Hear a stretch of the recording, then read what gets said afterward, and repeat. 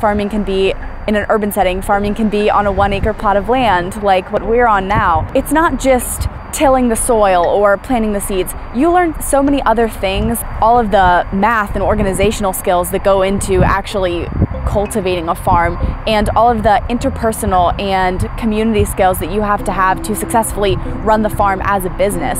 It's so multifaceted. The Student Farm is part of the Sustainable Food Systems program. It's a working farm, and it's a space for students to learn about a variety of sustainability topics involving our food system. We have a crew of paid interns who we hire each year and train to manage the farm. Throughout the year, we have a variety of courses that will come out and either do a project with the farm where maybe they are trying to solve some sort of problem that we're having on the farm. Our advisor, Leslie, kind of really hands it off to us after a certain amount of time, and it's really our job to take care of this place and make sure that it's successful.